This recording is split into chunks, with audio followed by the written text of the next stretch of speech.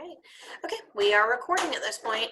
So you have a copy of the test. We're going to go through just a little bit of some content stuff first, just to go through some strategies that you can use to help you on the reading section. So while that loads, instructions. Mackenzie, I also know who you are. So have you started thinking about what school that you want to attend? Or I'm sorry. Yeah, because I know what school you go to. What school would you like to attend? Have you been applying to any yet? No, ma'am, I haven't applied yet because a lot of the early application or early acceptance things, they keep saying that, you know, you're committed to that college if you do the early acceptance. Or it's something about if you sign up and you get rejected, you can't apply again for the next semester if you don't commit. I know that's how Spelman is. So. Okay, so are you wanting to stick to an HBCU then? I was thinking about it, but all of the college tours I was going on, like for the spring, they kind of got canceled. So I really don't even know like where I really want to go now.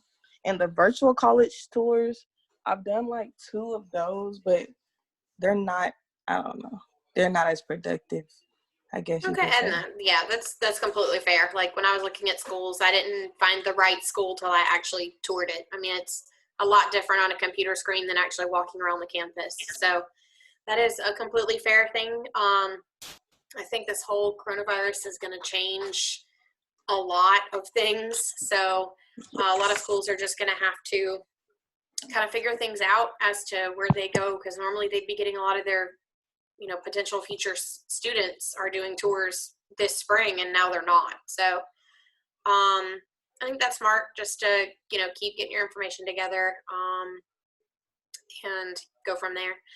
What's your favorite extracurricular activity? Right now it's just playing the piano. I'm working on a business, so getting like my website together. And what kind of business are you starting? My own lash business. So like I don't do individual lashes. I'll sell the strips, lash strips. Okay, cool. That is very cool.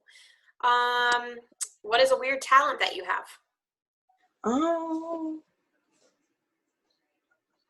For example, I can curl my tongue. Some people can't do that. I can't do it. But, I also have what's called a hitchhiker's thumb, where my finger curls back. Some people can't do that either. A hitchhiker?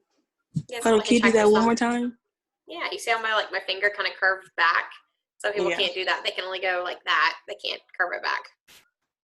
Oh, interesting. I did not know that. Yeah. But let's see.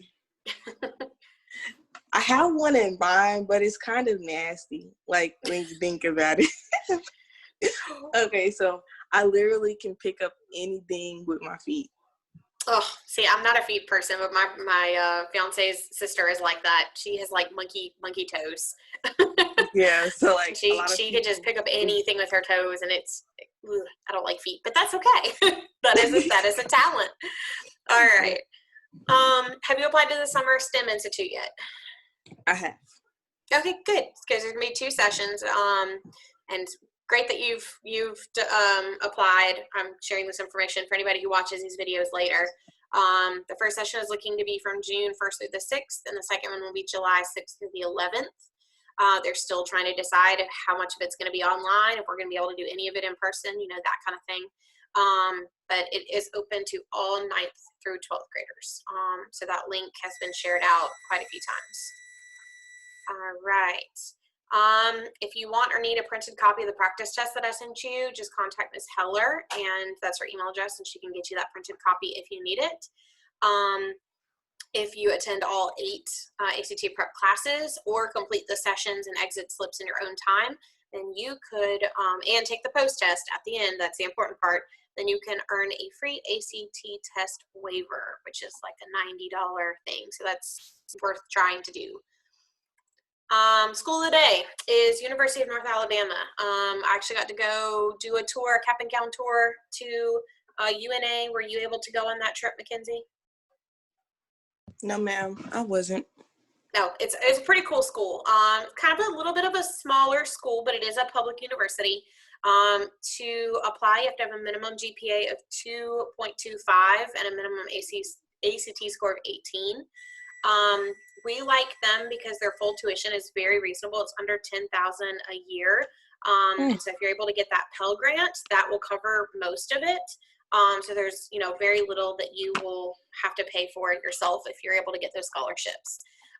Also, they have live lions that live on campus. If you look at the slide, those two pictures, there's two lions that live on campus, a male and a female, and I think they're a brother and a sister pair.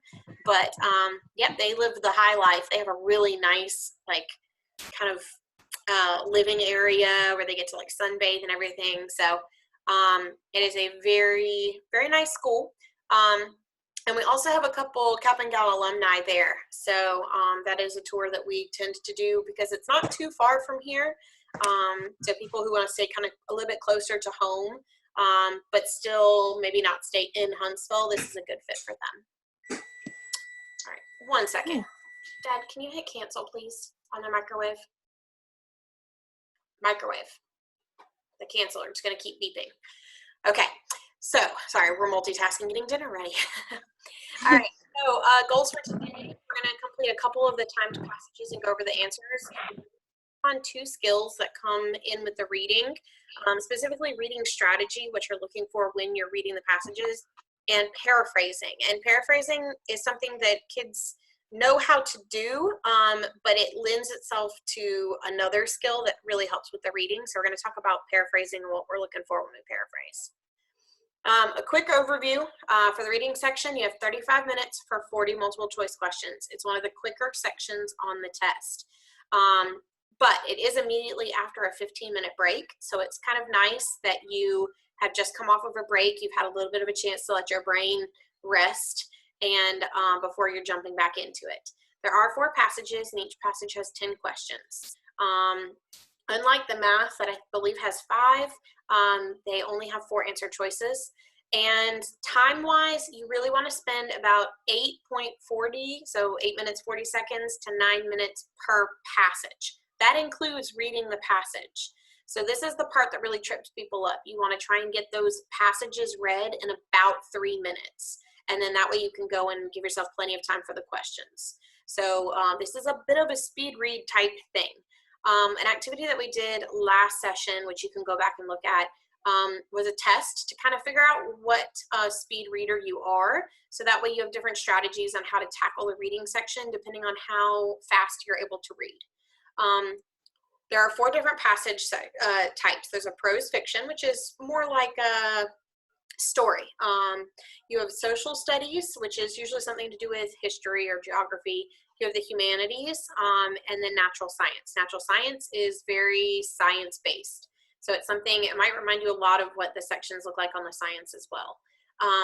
Keep in mind, you can do the passage in any order. So as you are doing practices, pay attention to the passage section that seems to be your best and start with that one so that you're fresh, having coming off of that 15-minute break. You're going into your best passage first, and that's when you're more likely to get more answers correct. So, I mean, for me, I always start with the prose fiction. That's my strongest section. Then I usually go to humanities, then social studies, then natural science. Natural science is usually my last one. So you can kind of jump around to hit your best sections first. If you are short on time, if you need the extra time to get the reading done, I would suggest planning on skipping one section altogether and put all of your time and effort into 3 sections to get as many correct answers as possible, and then skip that last section. All right. So again, we did that kind of little test yourself thing, and we talked about the different strategies for a slow pace reader, moderate pace reader, or fast pace reader. So you can access this to kind of look at the different strategies based on how quickly you're able to read. All right, so we're going to do a quick warm up. When it comes to paraphrasing, I like to have some kids practice with what it means to paraphrase, okay? So take a look at this paragraph, kind of do a quick read of it, and try and decide in your mind what would be the important information you would want to include in a paraphrase. Where is the important information that you might underline or circle or rewrite if somebody told you to summarize this paragraph?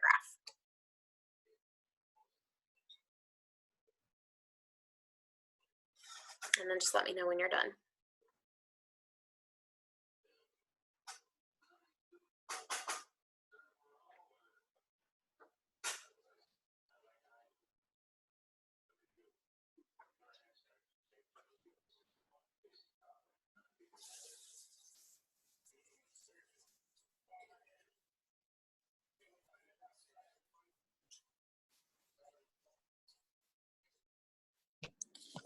Okay, so the first thing that I noticed was basically what the paragraph is about, and it's the different symbols or different meanings of the folklore of dragons. So I kind of pointed out the first sentence, the folklore of dragons, and the representing different symbols in each. And then I also pointed out the next sentence when it says Chinese dragons.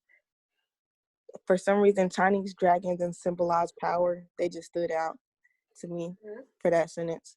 And then for the next sentence, it said,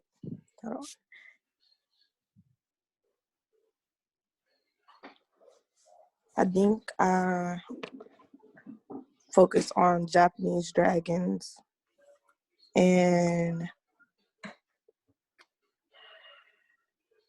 grant wishes to humans. Okay, good. So that's good. To me, that means you read that and you knew right off the bat what the main topic was about, right? Not only that it was about dragons, I mean, that's kind of almost obvious, but you were able to kind of connect it to the next level, which was, we're not just talking about dragons, we're talking about how dragons appear in different cultures, okay? So if we were to maybe rewrite this as a paraphrase, we might say something like, dragon stories are a part of the myths of many cultures. Dragons represent different things in different cultures. In China, dragons represent power, which you mentioned, good. While in Japan, they are usually good creatures that grant wishes. They appear in some old stories, such as Beowulf, which has a poisonous fire-breathing dragon, and the Epic of Gilgamesh, which has a scaly fire-breathing beast. Many stories feature the defeat of dragons by heroes. So this is almost a little bit too wordy of an example, but they hit kind of all the high points and got the main ideas, okay? So let's play a little game here. A paraphrasing game, all right? For each of the passages or sections on the left, you're trying to match to the paraphrase on the right, all right? So for number one, the day after today, I plan to venture down to the local market in order to procure some hors d'oeuvres for the gathering that will be taking place. Which one on the right do you think best matches that?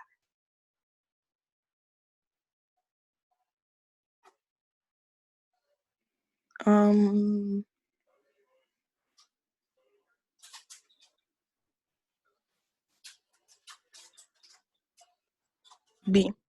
Yeah, Sorry, I'm good. having a hard time looking at my phone and zooming in and stuff. No, you're okay. I mean, you're my only one, so we can take as much time as you need. Our mother has requested that on Saturday, numerous guests who are related to us will dine together at our house for the last meal of the day. E. Yep. Stephen is participating in a performance with a few other members of his class and will be singing by himself for one particularly important moment of a song. A. We will be accepting a ride with a few other girls to the soccer game the day before Sunday and journeying with them to the event. D, I think. Yeah. Yep, D. good. And last one, our canine companion rather despises the person who administers his vaccine shots and provides yearly checkups on his health. C.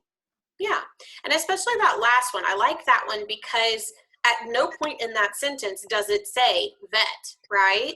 But you're able to use those context clues of administering vaccines, providing a yearly checkup, and with those context clues, you're able to go, oh, okay, I'm talking about a vet.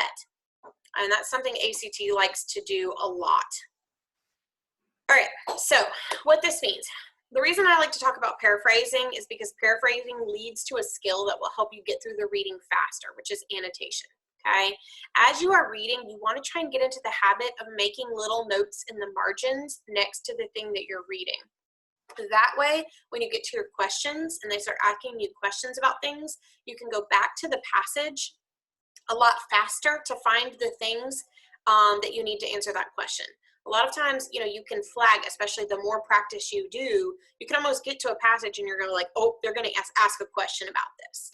So by getting into that habit of coming up with a code for yourself and either underlining or starring or making a little, you know, word association in the margins, you're going to help yourself get quicker on the back end with your questions, because you're going to be able to go back to the parts of the passage that you need to get to quicker. Okay, so as you're reading, try and look for things that seem important, like important information. I have one student who likes to underline what he calls the big nouns, person, place, thing. So when he sees a person, a place, or a thing that seems like they're wrapping a whole paragraph around it, he'll underline or he'll draw himself a star there so that he knows, oh, this is something that might come back up later. If you see a word that you're struggling with, but you're able to figure it out through context clues, or like that practice we just did, they don't explicitly tell you, hey, we're talking about a vet, but you know we're talking about a vet, make a little note in the margins. If you see a shift from one topic to another, that's usually something that they're going to have a question about, okay? So getting into the habit of scribbling those little notes in the margins to yourself makes it easier to find that information later when you're having to look for it in the questions. On the questions themselves, a lot of times people forget to annotate the questions as well. So you can do some of the following. You can underline or jot down the key points in each paragraph, like what you did with the dragon paragraph. If I were to be pushing you to make annotations, I'm pretty sure you would have written dragons, right? And you would have written other countries. So those are things that you picked out right off the bat.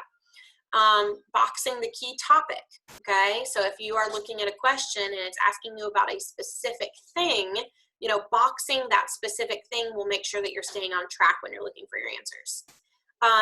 Mark the answers to draw attention to the parts that you think are important. And we've talked about in the past with all the sections how sometimes one word can completely make an answer wrong. So when you see those kinds of words, those problematic words that can make the whole answer wrong, words like always, never, sometimes, pay attention to those words, because a lot of times they can make that whole answer choice wrong with just one word. And then as you decide answers are incorrect, go ahead and cross them out. Make that commitment, cross them out, say this is not the right answer, and look at what you have left. So with the reading strategy, this is the test where process of elimination is going to help you the most, okay? With the reading section, a lot of times people forget that they're not looking for the right answer, they're looking for the best answer. And sometimes the best answer isn't a perfect answer, it's just the best answer out of the 4 that they gave you. So getting into that habit of not only looking for the right answer, but looking at why all the other answers aren't as good, that will help you get rid and eliminate answers that aren't the one that you want to select. So as soon as you've committed to, you know, this answer is wrong because of blank, just go ahead and cross it out and move on, okay? Some of the common reasons an answer might be wrong is that it's exaggerating something in the passage, it's drawing too much attention to something, it's coming from a wrong part of the passage. So if they're asking you about a specific line, and the answer that they've given you is referring to something in a whole separate paragraph, that's usually not going to be the right answer, or is not supported by the passage at all. Like if you get an answer and you're like, I don't remember seeing that anywhere, and you go back and do a quick scan and you cannot find anything in that passage at all to support that answer, then it's a faulty answer, okay? It's a distractor. So get into the habit of working with a pencil in your hand, okay? As you decide questions are wrong, cross them out. As you see words you need to pay attention to, circle them, because that kind of stuff is going to help you get to your answer quicker. All right, so we're going to do our first timed. We're going to skip back to that first practice, so the prose fiction. Do you have that test open? Yes, ma'am. Okay, and are you numbered 1 through 10? Okay, hold on. Let me get the numbers. You go ahead and do that while I am hopping over to last week's presentation, and I will get that pulled up because I just deleted those slides from today's presentation, which is fine. We're going to do this first timed one, and then we will go on to 2 and probably 3 we'll be able to get to. Okay. So just 1 through 10. You're going to be looking at passage 1, which is the prose fiction. Okay, I'm ready. All right, give me 1 second to get ready. Nope, that is. Okay, so I have a timer here for you, and it will be running.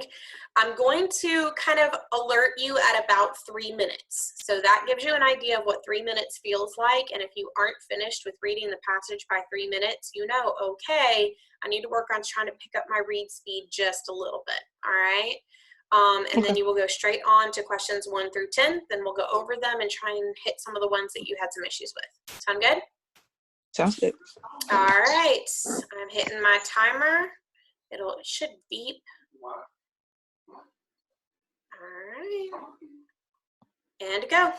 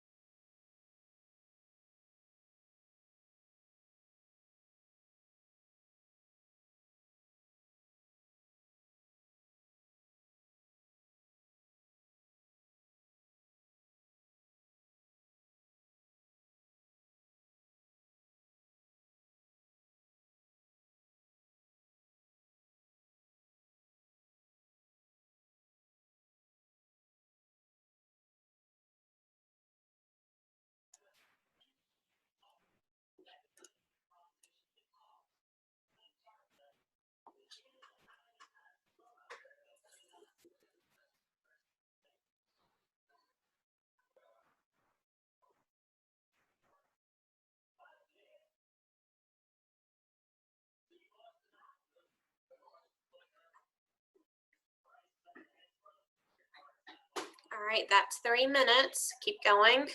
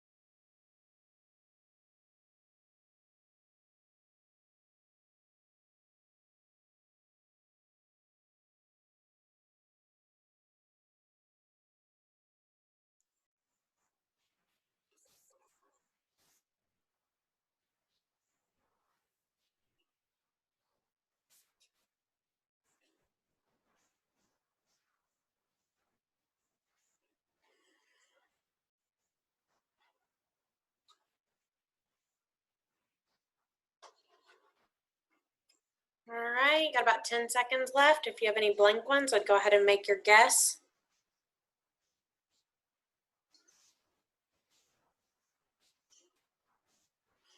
All right, and that is time. Okay, so we are going to go through the answers, kind of see what you got right, what you got wrong, and then we'll hit some of the questions that you got incorrect and try and figure out what you might have missed, okay? All right, so number 1 was A, 2, G, 3, A, 4, H, 5, C, 6, G, 7, B, 8, F, 9, A, 10, J.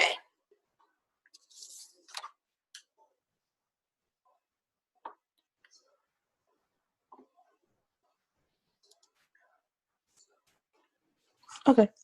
All right, so are there any that you would like to go over? I'm gonna pull up the practice test. Scroll down to our passage. All right.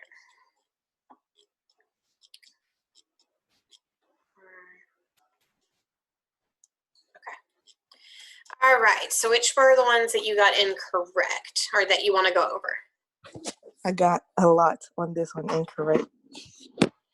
I realized that I read really slow after you told me about the 3 minutes. Yep, that is the biggest issue that most people have with this, and I would love to tell you that there's ways to become faster readers, and there is. It's to read. I mean, that is really the only way that people get faster at reading. So what I would suggest is practice, but don't worry so much about the questions. Okay, just take an old practice test and sit there with the passages and set yourself a 3-minute timer, and just try and get into the ability to read that entire passage within 3 minutes. Because if you can do that, then that will open up a lot of time for you to sort through the questions. And I'd love to tell you there's a magic way, but you really just have to push yourself and practice trying to read in that amount of time. Okay. So what is a question that you would like to go over? Okay, so the first one that I missed was number 4. So it says, which of the following details is used in the passage to indicate how the purists in the audience initially reacted to Everett Payne's choice of music? Oh, so, I see. Yep, and so that's where I instantly go back to, okay, right there. I remember that word purist because that's an unusual word, right? It's not a normal word. So as I was reading, in my head, I'm going, ooh, that's an interesting word. I'm going to kind of underline that, right? That's a weird way to describe a group of people. So when we say purist, what are we talking about? I kind of infer from the passage, like, I guess they thought that they were better than everyone else, kind of stuck up a little bit, like yes, pure in a way. Right, exactly. We want to break down that word. So when we say purist, we go, okay, I don't quite know what that means, but I know the root of that is pure. And if something is pure, right, it's thought to be like Perfect. Pure gold, right, is thought to be better. It's thought to be more rare. It's thought to be more, expensive. It's just overall better. So we're describing this group of people as purists, okay? And so when this question asks about those purists, that's where I went, oop, I've seen that word before, and I can go straight back to where it is in the passage. I don't have to spend, several minutes trying to find it in the passage. So we know where it is. Let's go back to the question. Which of the following details is used in the passage to indicate how the purists in the audience initially reacted to Everett Payne's choice of music? So let's go back to our passage. Around her, the purists looked askance at each other from behind their regulation shades and slouched deeper in their chairs in open disgust. Well, are there any words there that tell us how they reacted? From the part that we read about the peers, the slouching in their chairs with disgust. Good. Yeah, the slouching deeper in their chairs in open disgust, right? Those are really those big, powerful, clearly telling you how they're reacting words, okay? And looking askance, that's another one, but that's a little bit trickier. That's language you may not be familiar with. But you know what slouching deeper in your chair in open disgust means. I'm sure at some point or another you've done it in a class, right? So that slouching where you're like, oh, this is stupid. This is, you know, and you don't like it. And so you slouch and you cross the arms and you're letting everybody know that you don't like this, okay? So let's go back to the question then and see if anything matches what we noticed with those words. So it says, the overall silence of the audience, including the purists. Well, were they really silent? If they were grunting, then. I mean, yeah, that slouching in disgust, right? Yep. Okay, so it doesn't mention that they said anything, but it also doesn't mention that they were silent. So that's kind of one of those things where like, ooh, it's not quite right, okay? So let's go to the next one then. The description of the audience's collective insuck of breath. See, I put that one because I remember reading it because it was like a single line. So let's go back up here. So what you're talking about, though, and this is where they're giving you an answer that is true for another piece of the story, but not when we're talking about the purists, okay? Right here, a collective insuck of breath throughout the club. And that collective insuck of breath throughout the club had everything to do with the fact that he took this simple little song and turned it into something fantastic, right? He started playing it a different way and jazzing it up. And that is what's caused everybody to do the, you know, the wow, he just knocked our breath, right? So this is where they've given you a true statement from the story. It's in the story, but it doesn't work for talking about the purists because the purists don't do that, okay? All right, so let's go back to our answers, see what else we can figure out. The posture the purists assume in their seats. Well, does that come up in that little section that we flagged about the purists? Yep, and then we go back to the passage right there, slouched and deeper in their chairs in open disgust, okay? So, I mean, right off the bat, we mentioned that. So I'd put a little tick mark by it. Again, we want to try and find the best answer. So far, that's looking like the best answer. And the last one, the fact that the purists stood up. It doesn't mention that in there. Yeah, I mean, that's almost the complete opposite, right? Slouching in your chair is not the same thing as sitting up, okay? Or standing up. So again, Jay, straight off the bat, we know is very wrong. So we might be between the G that you selected and the H, right? But then we go, but wait a second, was that sucking in of breath having to do with their initial reaction? If I say an initial reaction, I'm talking about the very first reaction that they have, right? Not the reaction they had a little bit later when he did something really unique with the music. So our best answer then would be H. Yep, H. All right. What's the next one? Okay, could you tell me why on number 5, C is better than B? Sure. Let me take a look at my notes. Okay. According to the narrator, what did Hattie C. Everett Payne do prior to playing Sonny Boy? All right. Well, prior means before, right? So let's look at our answers. Move quickly from his seat to the bandstand. Study the audience around him. Confer with the bassist and the drummer. Announce the name of the tune he was going to play. Well, are any of those things that he did not do at all? Hold on. Let me read that thing again. We can go back up to he didn't move quickly. I remember saying he moved slowly. There you go. Yep, it mentions it. Saw him slowly stand up in the bullpen up front. Okay, and then further down, approach the stand, taking his time, moving with what almost seemed a deliberate pause between each step. I mean, they spend almost a full, paragraph right there, right? Talking about how slowly he's moving up towards the stage. So right off the bat, we know the moving quickly is out. Okay. And this is where, again, annotating as you're going. Well, if I was reading this, you know, without having looked at the questions, and I saw a whole paragraph about how he moved slowly through the crowd, I would make a little note over in my margins right there, moved slowly, right? Because it's not just one sentence. They spent, you know, a whole little paragraph talking about how slowly he moved. That's going to be important later. Okay. All right, then we go back to our answers. So A is out. B, study the audience around him. Well, if we go back up to our passage, we see his body moving absent-mindedly through space, his head, his thoughts on something other than his surroundings, and his eyes, like a curtain, he occasionally drew aside a fraction of an inch to peer out at the world. Okay, so is he seeming to pay attention to the crowd at all? Oh, no. No, I mean, and we even see it again kind of down here, right? He did talk to the bassist and the drummer, but then he doesn't announce the name of the song. He doesn't talk to the crowd without in any way acknowledging the audience. So that's the second time that this writer has mentioned the fact that he's straight up ignoring the whole audience, okay? So let's go back to our answer then. Does he study the audience around him? Nope. Nope, he ignores them.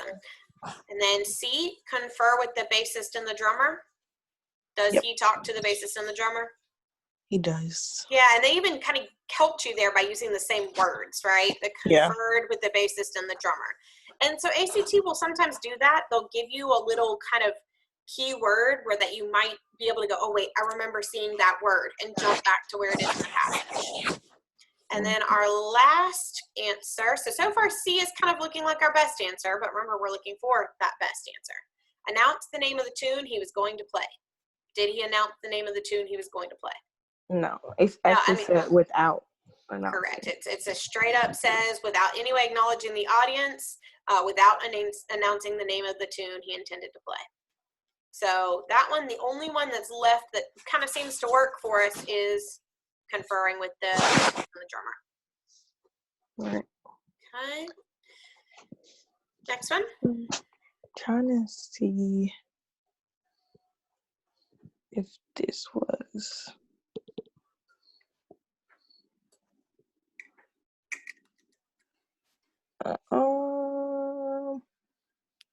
Okay, so yeah, 9. 9. Okay. According to the passage, Hattie speculated that the source of Everett Payne's musical ideas and feelings during Sonny Boy Blue was in A, the way he tilted his head, B, the simple-mindedness of the song, C, his ability to play with great formality, or D, his connection with the silent audience. So let's go back to where she's talking about his source, musical ideas, and feelings. Because I remember there was a paragraph about that, right? Right there. Where, Hattie wondered, did he come by the dazzling array of ideas and wealth of feelings? What was the source? It had to do, she speculated, listening intently, with the way he held his head, angled to the left like that, tilted toward both heaven and earth. Okay, so they give you the answer right there in that first sentence. And then she goes further into that description of his right side, his right ear directed skyward, hearing up there in the upper room among the stars, a new kind of music. Okay, and then it goes further down. When at the piano, he kept his right ear tuned to it at all times, letting it guide him, inspire him. Okay, so that opening sentence kind of gives us our answer, right? Where did he get all of his ideas? She asks that question, and then she answers that question. It had to do, she speculated, listening intently with the way he held his head. So let's go back to our answers, see if we have anything that matches. Okay. Yeah, the first one. I'm sorry, we were on 9.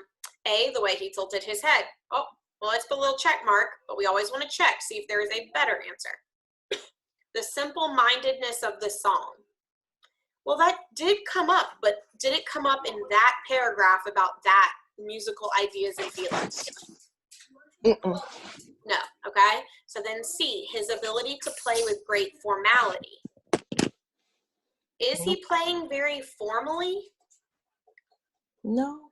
No, he's almost playing, I mean, he's playing jazz music. He's taking a song and he's doing all these riffs and all these new versions and bringing in new things to make this old song different. So he's not playing very formally. He's playing very informally, almost what I would call organic, right? He's just letting the music happen, okay? And then the last one, his connection with the silent audience. Does he seem to have a connection with the silent audience? I guess you could say that, but I think that would be like a distractor. Yeah, it is, because they want you, I mean, who does he really seem connected to? The audience definitely seems to be connected to him, but does he seem to be paying them any attention? Not really. No, all he's focused on is playing that music. He's got that head tilted. He's listening with one ear to the piano and with the other ear up to heaven, right?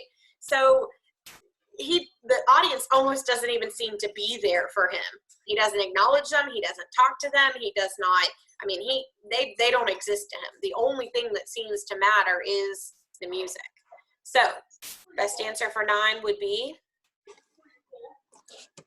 It would be 8, the first one. Yep. And again, ACT is not out to trick you. I mean, well, they kind of are sometimes, but with this particular, with this particular question, we can go straight back to that text and we can straight up find it in the sentence, right? Intently with the way he held his head. And that was partially because I was trying, after you said 3 minutes, and I think I was on the end of where it says, well, I can just, line 45. So you were on line 45 at 3 minutes? Yeah. So that's not bad. You were a little bit further than halfway. So, I mean, that's not awful. Like, it's not anything to be stressed about. You do just need to kind of work on getting the reading done a little bit quicker. And that it just comes with practice. Okay? And that's what I'm saying. If you want to practice trying to get better at kind of speed reading, which is what you have to do here, the more passages that you can get and just practice on doing the reading, then you'll get quicker with answering the questions as well, because speed reading the passage means you're also going to read the questions quicker. So just practice by getting some passages, saying, okay, setting a timer for 3 minutes, and then trying to read them as much as possible within that 3 minutes. Okay. All right. Any more for this passage? No, ma'am. Okay.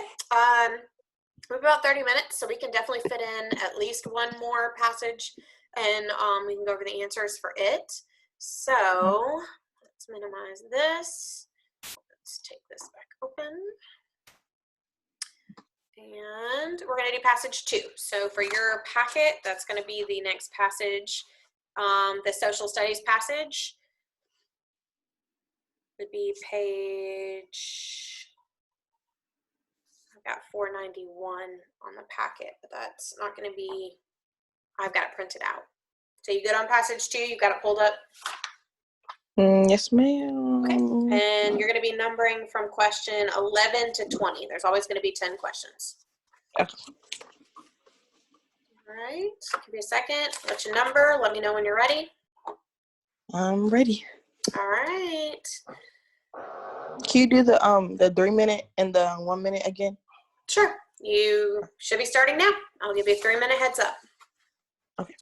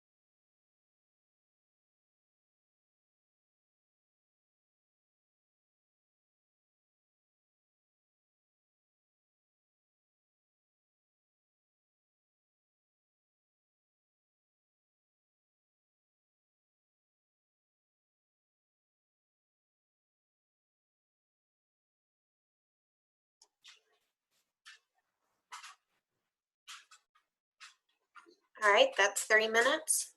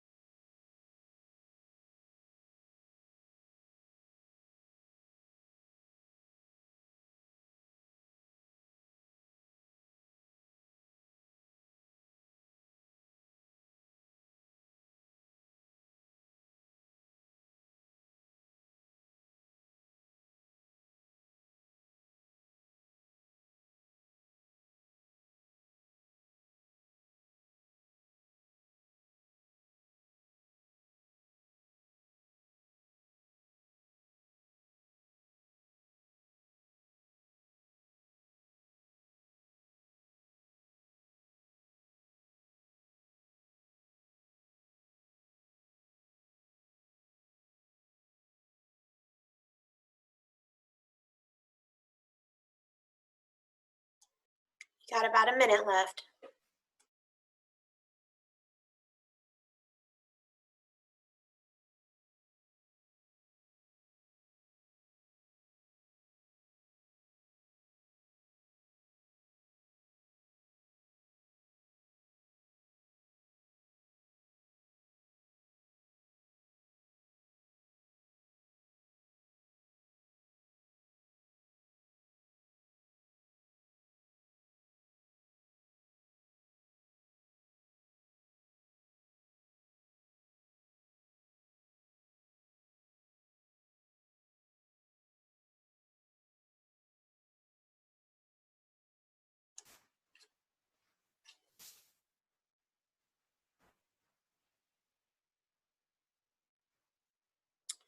Start filling in any guesses you need to make.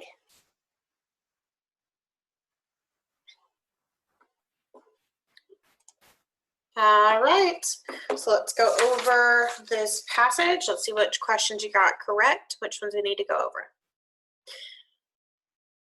Okay, number 11 is A, 12J, 13D, 14F, 15B, 16H, 17C, 18G, 19D, 20J.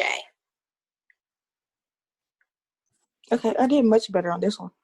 I just Okay. missed 15 and 16. All right, not too bad. Did you feel like the reading got a little bit easier? This passage was a bit different than the first one. Yeah, I liked this one a lot more. I remembered a lot of what I read. So that just means that this may be your stronger passage type. So that's something to kind of keep in mind where, English teacher here, I'm all about that first passage, right? I love the fiction. I love the language. I love the storytelling. But for you, if you're more of that science, math kind of mind, then the social studies and the science passages might be a better passage for you to start with. And just kind of keep that in the back of your mind, because you don't have to do them in order, right? When you start this section, you can skip passage 1, which is, every time I've looked at a test, is always that fiction piece. Skip it and go straight to passage 2 or passage 4, which are your science and your social studies. And then you can always go back to the fiction passage if you feel like you have time. But that's where doing practices and kind of figuring out what are your stronger sections and weaker sections. Skip your weaker sections, because if you know if it's the one you miss a lot of questions anyways, save it and just guess and do all of your good answers on your 3 stronger passages. All right, so which were the 2 that you missed? I missed 15 and 16. Let me go over and see. Okay, I'm going to exit out of the presentation and pull it up. You said 15? Yeah. Okay. So let's take a look at 15. The author states that one superstore may do all of the following except. So I can tell you right now, before I even look at the answers, you probably missed it because you kind of flipped on the except. I personally, whenever I see any question like 14 or 15 where it has the except in it, I make a point to do a big old circle around that word except, because that's my kind of signal to myself. I'm going to have to flip what I'm doing with this question, okay? Usually when we're looking at the answers, we're trying to find the best answer. But in this one, we're not really trying to find the best answer. We're trying to find the single answer, right, that isn't right. We're looking for a really wrong answer.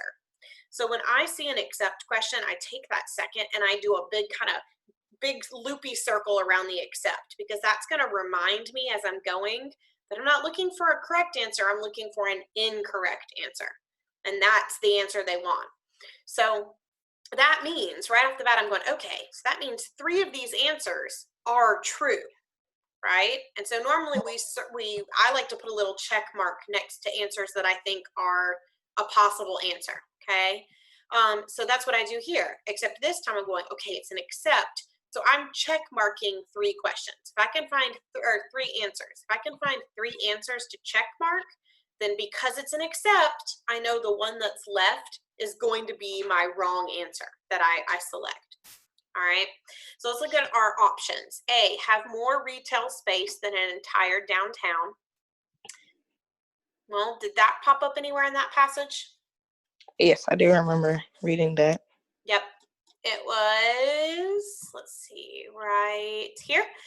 In many small towns, a single new superstore may have more retail space than the entire downtown business district. I mean, right off the bat, I mean, that's a direct quote. Okay. So next to that question, I put a little check mark because that means I've gone back to the passage and I've found something that makes that statement a true answer. And because it's true, I don't want to pick it. Next one, lead to serious downtown renovations. So can one superstore lead to serious downtown renovations? Yes. Okay, where'd you find that one?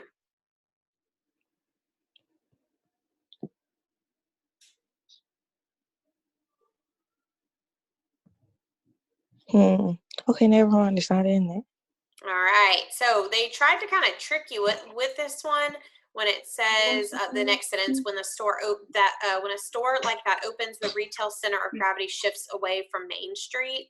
Okay. I mean, they give you these little ideas that could be that, but this idea does not actually come up.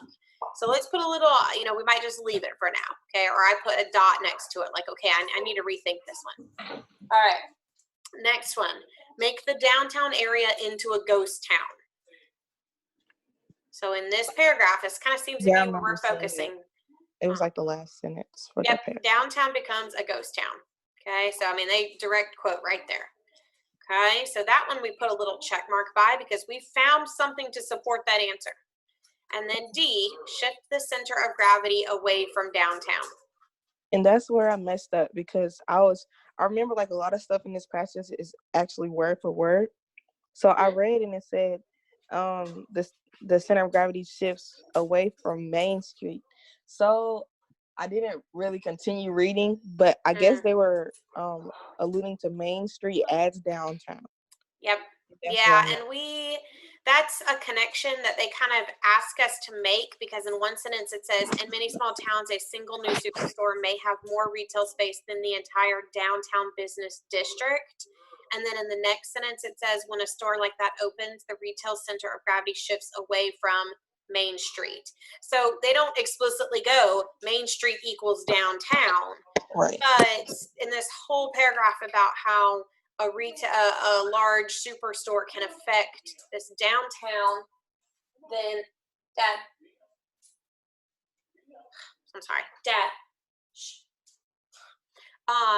then we see that connection to this idea that Main Street kind of equals downtown. And that's, I guess, as tricky as this question kind of got.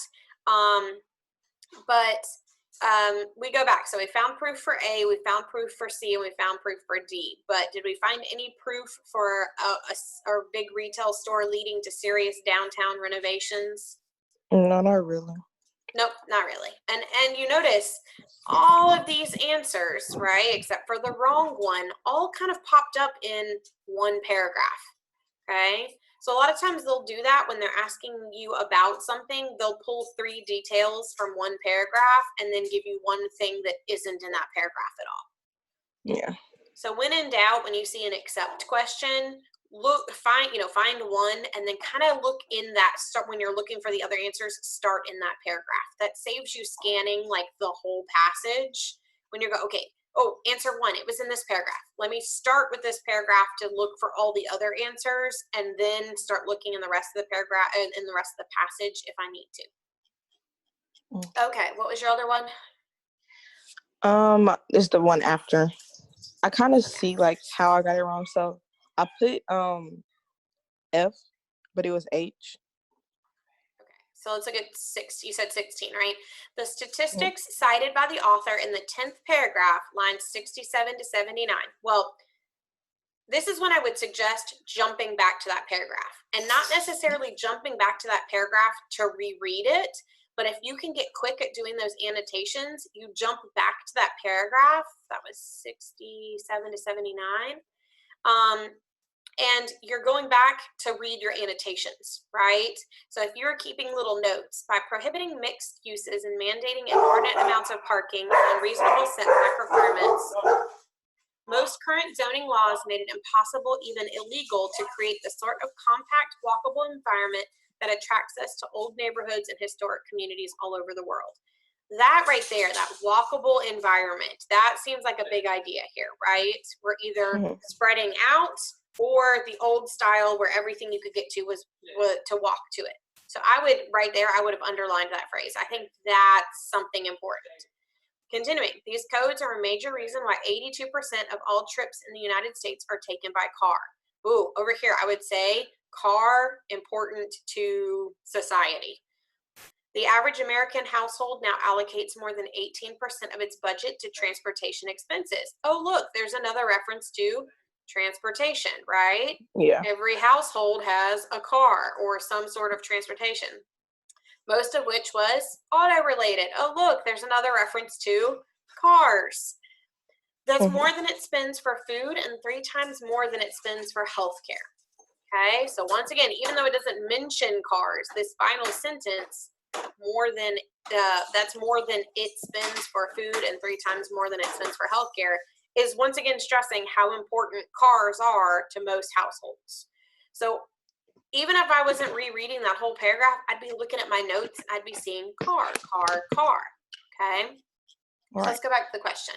The statistics cited by the author in the 10th paragraph, lines 67 to 79, are used to illustrate the concept that F, allowing mixed uses of land leads to environmental destruction. Well, at any point in there, did it talk about environmental destruction? No. Not really. No, I mean, it talks about, parking and not having a walkable environment, but that doesn't necessarily mean environmental destruction. I'm pretty sure environmental destruction was talked about in another paragraph.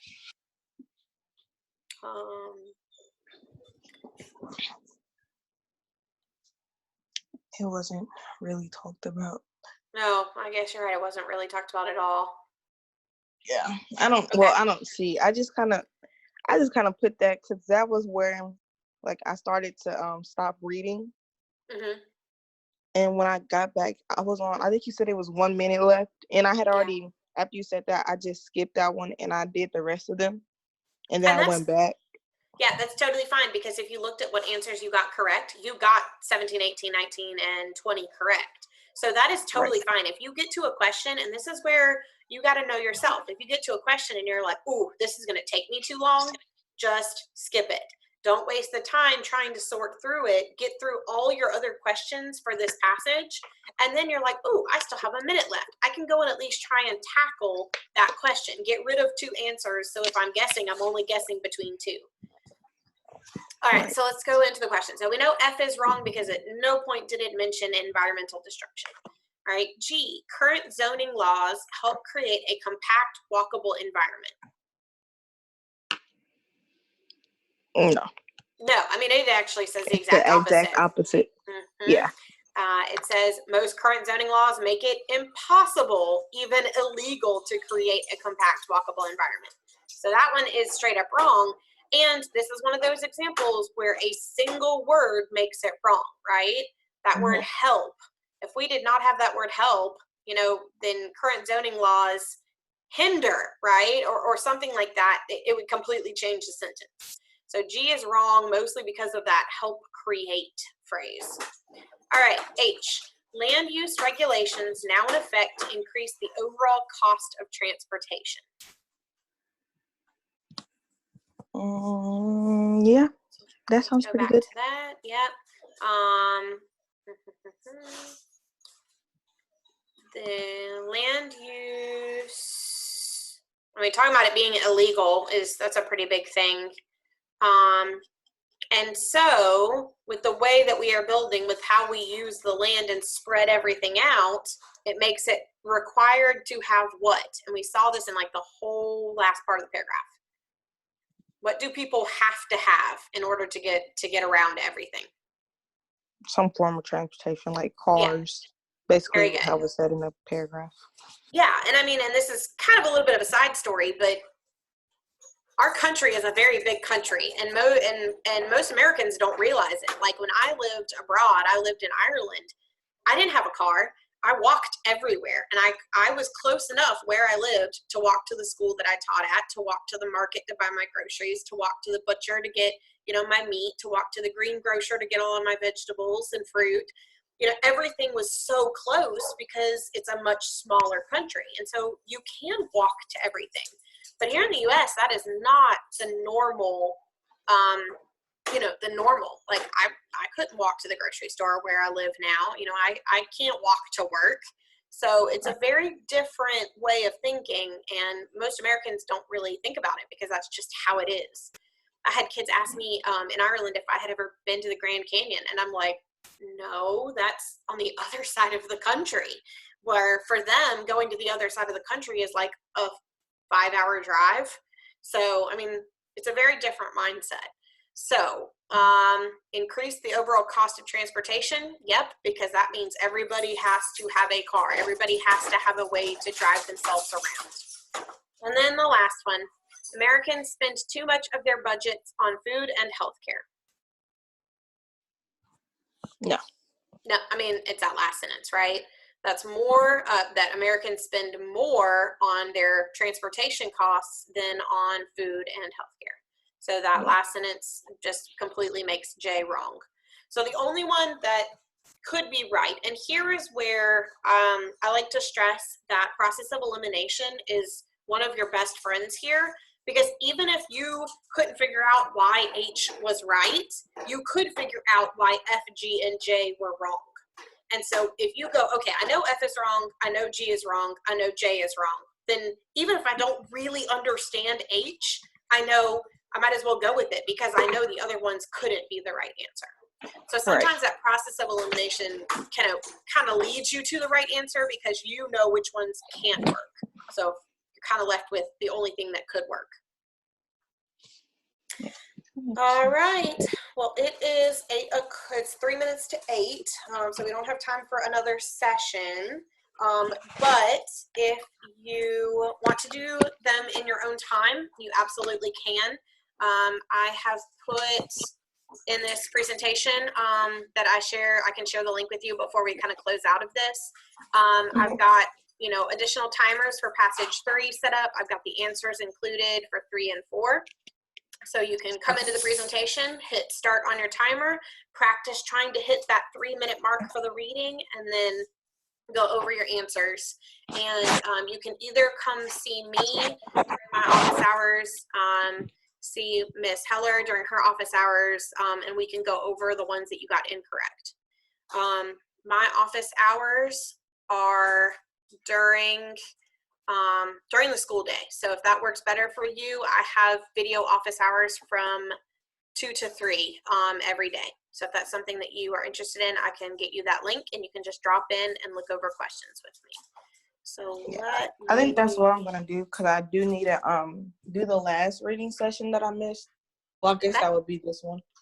Well, I went over some notes. So, I mean, you did the timed practice today that we did then. So you didn't miss a timed practice, but I would at least go over kind of the notes and do the practice to figure out kind of your reading speed and all that kind of stuff.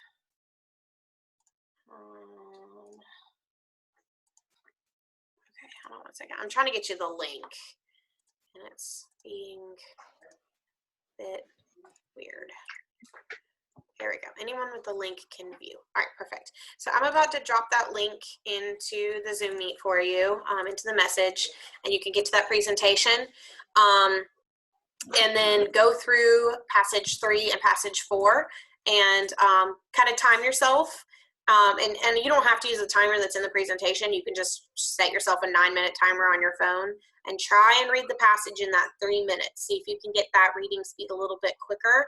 And then whatever questions you miss, I will gladly go over them with you. So let me also get you my link for my office hours. I can open in another tab, so I just gotta find it real quick. Yep. Okay. And I've been doing my office hours through Google Meet just because that's what the district has been requiring for school, official school stuff. So this one is through Google, not through this Zoom. But if you use the link, it'll open up the same sort of way. You'll be able to just join right in. Okay. All right. Hold And on. I just shared that Meet code with you. You just have to copy and paste it into either your phone or a web browser, and you'll be able to connect with me from 2 to 3 every day. Okay, so every day 2 to 3. Yep, that's when I'm available for my normal office hours. For the most part, kids really haven't been needing to face with me on the work, so I'm just on and sitting. So just catch me between 2 and 3. And you're also in the group chat, correct? For CAP&GOWN? Yeah, the group Yes, me. ma'am. Okay, yeah, you can always just shoot me a message, and I can be available during the rest of the day. We just have to schedule it, but I can absolutely meet with you one-on-one, no problem. Okay. All right. Go ahead and grab those links because I don't want to kind of close this chat and you lose them. So you I can have copy all and of them paste. on Cool. my Safari. Awesome. Cool. Okay. Got any questions before we go? If I do the Google Meets, can we do it like we're doing now? Like do the timing, or would you rather me do the answers or do the questions before and then we just go over the answers? It's completely up to you. If you want me to if you want to do them with me, that is absolutely fine. Like in the last week, I've maybe had 2 kids check in during that time. So if you want to come in and I run your timer for you and then we discuss that way, so it's kind of fresh on your mind, totally fine with me. Just kind of hit me up during that 2 to 3 o'clock time. Okay. All right, then just shoot me a message in that group chat and or just join during 2 to 3. That'll be fine. Yes, ma'am. Okay. Well, I think that's it for tonight. Have a good night. You too. All right. Bye.